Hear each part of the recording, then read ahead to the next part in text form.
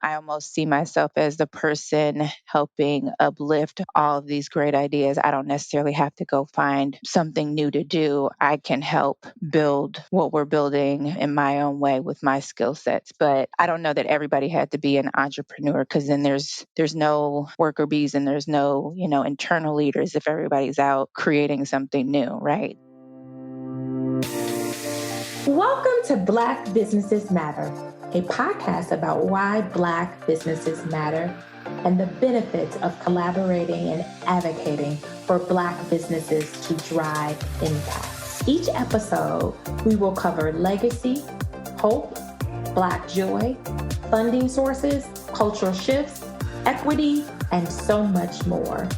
We will provide inspiration and action while spreading some joy to a thriving community of Black business owners and leading thought leaders. Black Business Matters podcast is produced by the L3 Agency, a culturally sensitive influencer marketing and communications firm in Chicago, where relationships are our currency, passion is our profit maker, and people are our bottom line. I'm Larvetta Lofton, your host and founder of the L3 Agency. Welcome to another episode of Black Businesses Matter. You all know I always come in and say I'm excited about my next guest. So I'm just going to say that today I'm elated about our next guest because we're going to talk about how we met and how this relationship started. Because this whole season, we've been talking about relationships. We've been talking about relationships as it relates to nature and having a relationship with nature. We're talking about relationships in the sense of business, personal, etc. And so it's important that we bring this up because relationships for us is our currency. That is how we're able to do what we do as a marketing and communications firm.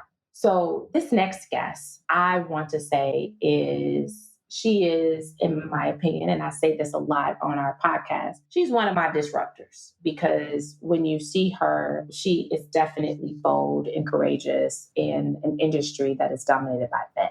Our guest is Melanie Jefferies. She is currently the Executive Vice President of the Midwest region at Milhouse Engineering and the principal owner of Millhouse Development. She is accountable for business development, strategic planning, revenue generation, sector P&L ownership, and acquiring financing for real estate deals globally. What I want to bring to your attention is that she is responsible for deals across multiple markets. So she is serious about her business, managing a diverse portfolio of real estate worth over $30 million in revenue. If you've been following us, we've had some real estate brokers on here and we've had women on here. And so I'm excited because she brings 10 years of A&E business leadership experience. She serves on the board of directors for Milhouse Engineering, Milhouse Construction, and Millhouse Charities. And so we're excited to have her. And she's from the south side of Chicago. And she lives here. She lives in Chicago with her husband and two children, Sophie and Skylar. I had to just say that I had to bring up Sophie and Skylar because I just love those names, Melanie. And I never knew their names. So today is my first time knowing who they are.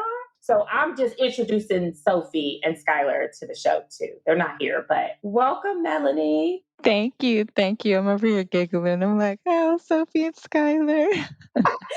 Literally, you talk about the daughters, but I didn't know them. And so when I see them, I'm like, oh, those are such cute names. Like they're just really, really cute names. So I'm a little stoked by it. I want to take this opportunity to talk about your journey. I mean, we got to just get the cat out the hat and say how we met, because it's crazy how we met. We met during the pandemic, right? Or no, before the pandemic? It might have been before, because it was the first round of Invest Southwest. And I was really looking at pursuing the development over in Bronzeville where we reside, and wanted to find authentic ways to find, information on what else we needed, because we kind of live in the community and we have our thoughts, but I wanted to make sure I understood others' thoughts on what was the need, how could we drive traffic to this neighborhood, how could we build our own neighborhood. And so I had put out my project, I had explained what I was trying to do, and you were one of the people that responded to me, and we just have been together ever since. That was probably what, 2019. You put that out. And I just want everybody to know when she put it out there, I wanted to respond as someone who was a resident of the Bronzeville community, lived in here all my life, do business here. And so finally with someone, and I'll be honest with you, Melanie, what it was that I was like, she's really a real person that's going to respond back. Definitely. Because, Definitely. right? Because oftentimes it's posted, but it's no kind of follow up. Oh, yeah. No, I spoke to you. I met a few people that live in our community that actually gave, real insightful feedback. Not, there's a couple people that complain, but you guys are really impactful and even introduced me to people that I probably would have never met. And we've even found out since then how connected we are and how small Chicago can be. So I think that goes to you and your point on relationships and just kind of putting yourself out there and hoping that people reciprocate. I love that you say that because Melanie, I mean, let's be real. Let's talk about your journey, right? You guys can't see her, but when you see Melanie, first of all, 2 kids, she has a master's, she has a bachelor's, she's got all these certifications in project management, discipline, agile, scrum master. But when you see Melanie, you like, did you just graduate out of college? Like yesterday? Like real? So, and I'm saying this real talk. I literally was like, she's married, she got kids. Like, Melanie, you were like, seriously, in this business, you blew my mind. Seriously. I really didn't believe that you were. I'm 100% being honest. I was like, oh my gosh, like she's dope. So that's why I wanted you on the show. So I want to talk. Do you ever get people who say that about you? That they're surprised. Yes. Yes. I'm sure lots of people are surprised. I think I'm fortunate to be in the seat that I'm in, clearly because of my parents and what they set up for me. And so I think that goes to the larger conversation of how you build Black business and create generational wealth, which I felt like my parents kind of paved that path, right? So it gave me the opportunity to sit in certain seats a lot earlier than other people. So yeah, I'm sure a lot of people are very surprised in some cases, and it should probably be more of the norm, right? Because if we were talking about a different race of people, it probably wouldn't be shocking or something that is unexpected. So I think unexpected from gender, from age, being able to juggle 3 or 4 hats. So yeah, it is a lot, but it's exciting. I think it's also how I set my kids up to go after what they're trying to do as well. Yeah. And so, Melanie, tell me that journey. Like, so Millhouse, for everyone that doesn't know, because we've got listeners all across the country. So I know who Millhouse is, but tell us who Millhouse is. Yeah, so Millhouse is actually a family of companies. We started back in 2001 with my father, Wilbur Millhouse, and it was solely really based in civil engineering. And we expanded and diversified really quickly and diversified in the type of work, of course, the people and where we do work. So we have Millhouse Engineering and Construction, which we do all engineering disciplines from electrical, mechanical, civil, structural, anything that you can think of. Then we have Milhouse Construction, which is our general contracting arm. We have Milhouse Snow, which does basically snow and grounds maintenance and landscaping. We have Millhouse Development, which is the other company that you mentioned earlier that I help run, which is real estate development from the ground up. So really switching the dynamic of, running to go find work versus creating our own work. And then we have a Millhouse International where we're actually in Nigeria and Bermuda. So we do water, wastewater work in Bermuda, and we do actually coal mining in Nigeria. So a lot of different things. We're about 500 employees going into 21 years, and started with one person, my father, and of course the support of everybody around him. But that's kind of how things went. We actually have a forestry company as well. So we do so many things you start to forget. I love it because I love that you said, and for people to listen, it started with one, right? With one. And I think sometimes people see your company as like, oh my gosh, they're so big, but they started with one. So you start with something and you grow from there. And I think I saw that Millhouse is like one. So full disclosure, I think it's like one of the best places to work. I'm a PR girl, you know that. And I think you guys are on the list. Am I right? Yes, I think we're going into 19 or 20 years of being on Best Places to Work or Great Places to Work, I believe is the group. But yeah, That's awesome. I mean, and I say it's awesome because those are the stories we don't get to. And that's one of my dreams is to be on that list because I just think, we don't see enough of Black businesses, minority businesses, and, on that list. So, when I see it and when I'm able to meet with folks from Millhouse, I get it because the people that I do know and work, I respect. And so I know that there's some fire that you all have that is set off and people are not trying to leave it. So on your side of the business, walk me through kind of how that came to be where you guys said, hey, okay, instead of going to the business, let's create, which is how you and I made kind of how did that happen for you to lead that side of the business? definitely. I think leading, you always have to have someone that gives you the opportunity, right? So, unless you create the opportunity yourself. And like I was saying, I'm definitely fortunate enough to be a part of a family company. And so, I'm sure since I was born, it was injected in me that I would be some part of this business to take over this business. And so, when we started to ask ourselves the question of, okay, what does work look like for Millhouse in X amount of years? And how do we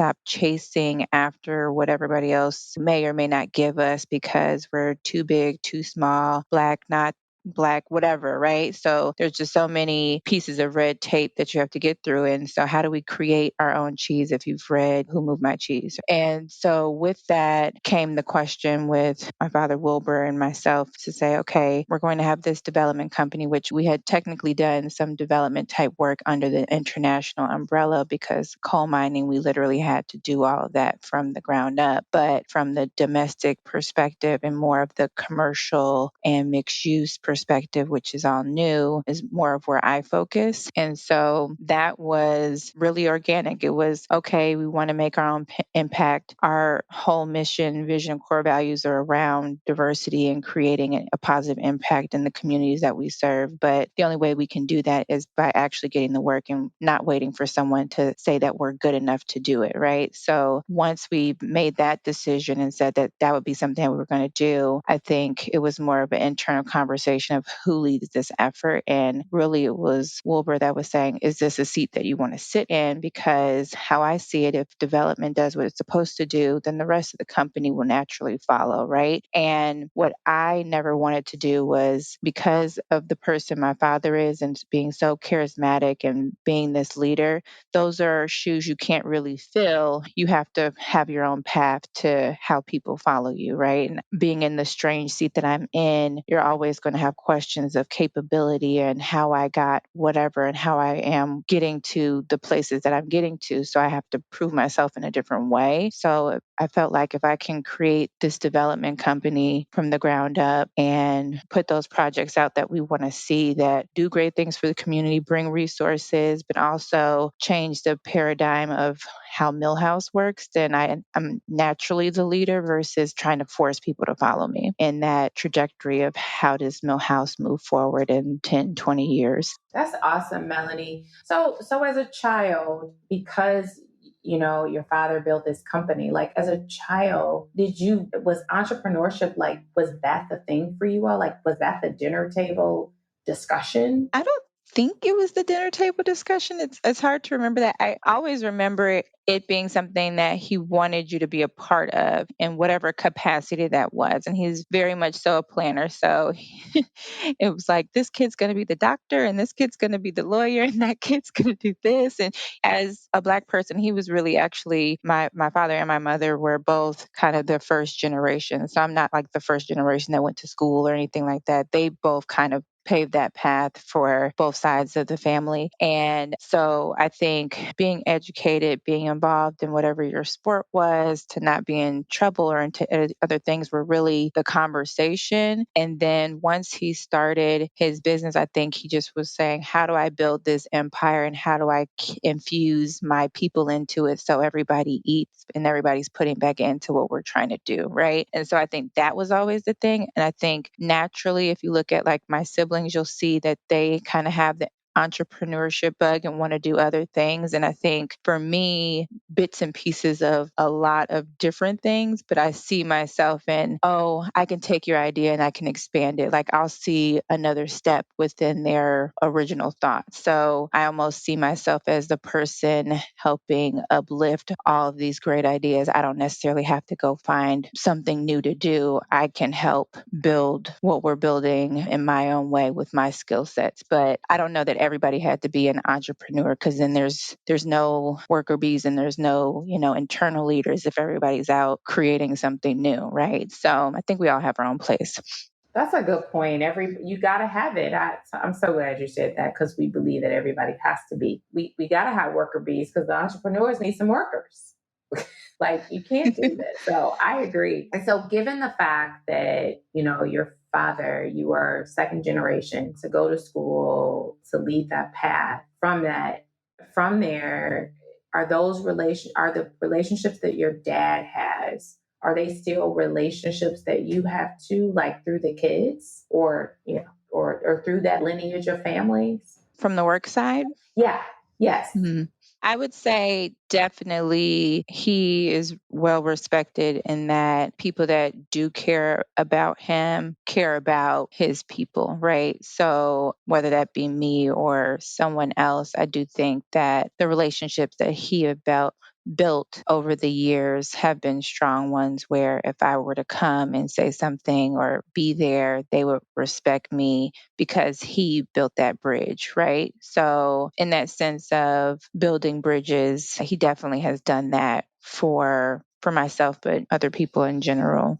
And I think that I'm so glad that you brought that out, because about building bridges, because it makes that bridge strong. Because if your dad built that bridge and you're building bridges in this place of development, it's built on a solid foundation. And that is how you're able to, produce quality projects, and you're able to deliver on that. And I think that bridge is so important. And I know we're going to talk about, kind of those three important things to really help small business owners. Now I want to talk about Melanie and her vision for this South Side of Chicago, because you have a vision. And you wake up every day with that, just from the moment I've met you. But I want people to really know how Melanie is disrupting in a city there has bureaucracy, ageism, political corruption, all of that. But it doesn't stop you from continuing to advance on this vision.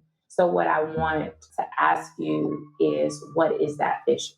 Definitely. Vision. Oh, there's just so much. So, really, I had to start my own backyard. And technically, I really grew up in the Morgan Park area. I went to Morgan Park High School. So, I'm a little actually technically further south side, but I would say about 3 years ago, I moved to Bronzeville and bought my first home there and raising my kids there, and really had decided, okay, you kind of have block to block.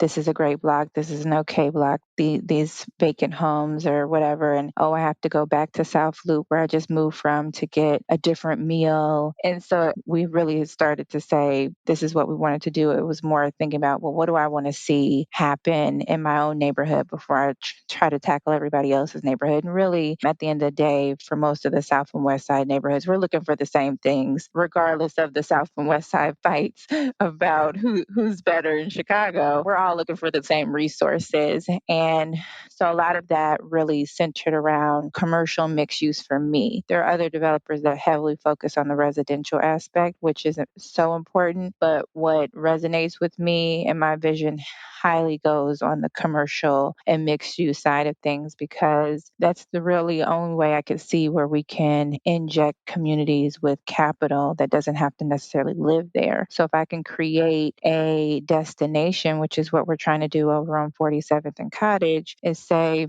what will bring people here? What will make people get off the airplane and come here? What will make someone from the north side want to come visit? We know we have the culture, we have the music, we have good food, we have great people and vibes, but what is that it factor that gets someone to come and spend some money? And then they can go back to their home, wherever side that they live on, and go to sleep at night. But they spent their dollars here in this neighborhood, in this local business, and that's who gets to benefit from that use of money. So it doesn't necessarily gentrify the neighborhood because everybody's not necessarily up and leaving or, moving to this particular neighborhood. They're coming to see the attraction and then they go home. They're coming to the festival to spend money, which is why the Silver Room and all these great events are so amazing once you start to get people knowing about what's going on. And I think that's where you play a major role, is how do we market this and change the conversation of what happens in these neighborhoods, because it just takes people in a trolley coming through Bronzeville to get people to dump their money and then keep going. So that's really how I see it. And that's what a lot of our developments are centered around. We do have some products that are residential in nature, but it's still heavily commercial based for a lot of the things that we're trying to do. So, Melanie, how do we get? I mean, I'm committed to Millhouse and the development that you guys are doing to impact communities, and I'm hopeful that we will be in this new development. How do you really? Because one of the things that I said, and I think I said it years ago, was vibrant businesses create vibrant neighborhoods. And vibrant says, to your point, it's a destination. It's a place I can purchase. There's a place where that I can pick up a gift. I can go to the restaurant, all these great things. But how do we convince? And I think you've done a great job at this, but I'm just curious, how have you been able to convince those that don't see that vision for these marginalized communities in Chicago, in the Southwest? Because I see it in other markets. And I'm like, why is it for Chicago, it's a slower turn? I see it in other places. I'm like, okay, what is it? So what has been kind of the thing that, while you are really heavily involved with, no, we deserve to have quality, because really you deliver on quality. What are you doing to really help those to understand that vibrant businesses deserve to be in these marginalized communities and how to support them? Yeah, so I mean, it's a tough one. We just have a lot of process in Chicago to get people to the table. But aside from that, I think it is about understanding good partnerships. And I'll give a shout out to Scissor G Cities, my partner, Rachel. We actually met during that same Invest Southwest project. I met you. I met a lot of great people at that time. And it's really, a world of who do you know, right? And she came from an area in New York where she knew a lot of random high net worth individuals and companies. And it was more about how do we take advantage of the times that are happening right now, where people are saying like, oh, there is injustice here. How do I give back? How do I support? How do I pour my capital into this when I'm sitting on billions and I don't know what to do with it, right? You have people sitting on billions and are looking for where to put their money. They just don't know how and what is the right thing to do. And so I think part of our relationship and why we are working together is that she knows some of the people that don't know what to do, and we know what we want to do and we know how we want to do it. And it's all based around the right type of programming. And I think you said it is the quality experience, and it's the experience factor, really. And then on your side of the table, it's really how do you market it? How do you tell the story of what's going to happen and change based on their input and impact? And it's really that partnership between big business and little business, and not necessarily saying this is only the area for small business or this is the only area that the big name brand can ever be in. It can only be downtown. Because if only big business goes downtown, and then that's where the dollars will be attracted to. Like, it has to be a mix of all of these things to counterbalance each other, because really we saw where, okay, if, big name brand company X comes in and they understand diversity and they understand that they have to get back to the community if they want to be here, and maybe one of those things is they pay a higher rent than other people, we have those conversations up front. And so that we know that we can give the local business hopefully a little better of a deal coming in, and then everybody's at the same table and they know what their role is. So I'm sure I went a long way to answer that question, but I feel like there's so many pieces on how we kind of attack that. And it's really about that relationship factor, knowing what your role is, being able to tell this story, and everybody has their own end goal, right? So everybody kind of has to win. So how can they spin it to their advantage? No, but I mean, you displaying how it works in these real estate deals, it's not a straight line. So you kind of, I mean, it's not. It's like, oh, we're going to go curve here, you're going to curve there. I think that is the nature of the real estate deal. But what I will say is, just for listeners, make sure you know who Melanie Jefferies is, because she is making an impact through the relationships that she's developing. And that's what we've been talking about, because ultimately, and I'm saying this because, your development, I'm excited about it on the south side of Chicago. But interesting, and I told you, Mel, I literally live around the corner from there. The idea that you've got these big box, Walmart, Northwestern, to be able to be there and see value, right? To be in these communities. And so getting these small businesses to just say, hey, if Northwestern's here, Walmart's here, they see value. From there, you said that now we have a diverse corridor. And I'm so glad that you brought up that, because we see diversity as colorism and not really seeing diversity in other areas, diversity in thought, diversity in size, diversity in offering. So, I just love that you brought that up, because we don't see that. And I'm glad that you are at the forefront of creating that diversity that's beyond colorism, because it is. It's beyond that. And, ensuring that businesses are valued, small, medium, large, in that same way, and seeing value for that community. So I'm grateful that you are, and that you did. So one thing I do want to take this opportunity is there anything that you want to promote or share based on these projects you have? Because we're talking about relationships, we're talking about the power of bridges. So I want this opportunity. Is there anything that you're specifically wanting people to know that you want to share? Yeah, of course. I mean, really, it's not even officially out on the street yet, but the development on 47th and Cottage is in some of its final approval phases. And so, if there are businesses that are unique in nature or provide something that's missing in the neighborhood, we would love to speak with you. We would love to understand what you do. And we have technically a few properties, so maybe if you don't fit at that one, another one would be a fit. But for that particular project, we have ground floor food marketplace. So part grocery is what we're trying to do, where you can kind of do your fresh meats and butchery and fresh fish. And then it kind of spills out into a more food hall vibe, where we have a bunch of smaller vendors, and whether that's food or other product types sold in that marketplace. And then the second floor is a NFT gallery that would have an immersive experience, where if you're dining on Italian food, maybe you're transported to somewhere in Italy with the visualization around you, and along with a virtual golf tenant. And then third floor, we have some space for restaurants and other entertainment factors. So whether that's entertainment or marketplace, we're just looking for the right tenants to help make that destination really come to life.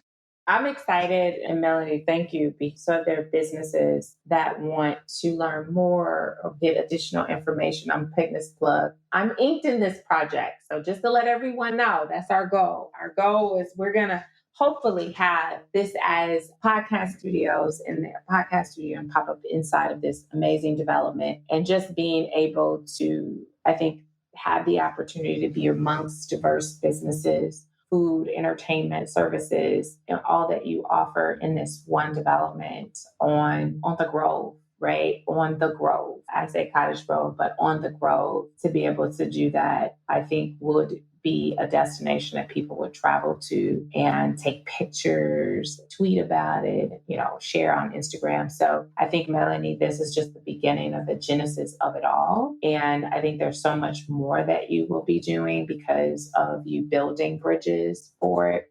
So I know that to be true. And so the other thing I wanted to, so if you want to connect to, let me say this, connect to Melanie, you can find her on LinkedIn.com under Melanie Jefferies, and Melanie is in Elanie, and that's Jefferies. So if you want to connect to her regarding this project and the development process, feel free to reach out to her, much like how I did with her. And literally, we've developed a really great relationship that I'm very grateful for. I want to take this opportunity because we ask this question for every guest, Melanie, and you being one that's working for an amazing Black engineering firm, or your father built it and you have kind of created a carve out an area to make an impact. But why do Black businesses matter?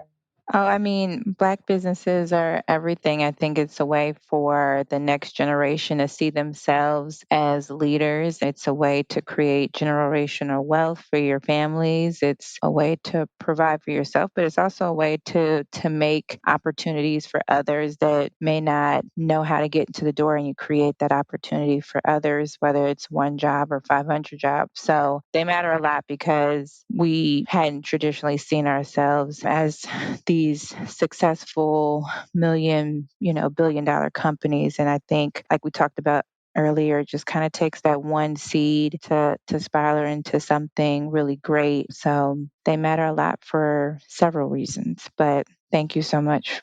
I always, every time someone answers that question, it always gives me chills because it just confirms why I'm able to, just bring thought leaders to the table to really address that and ensure that this is never to take it's never to take anything away, right, from what's happening. It's just really how do we, and I think you said it best. I just want to repeat that, in building bridges, what your father has done, and that what you're doing, and that it really does, create these bridges for us to continue to do that work and do that impact work that you're doing.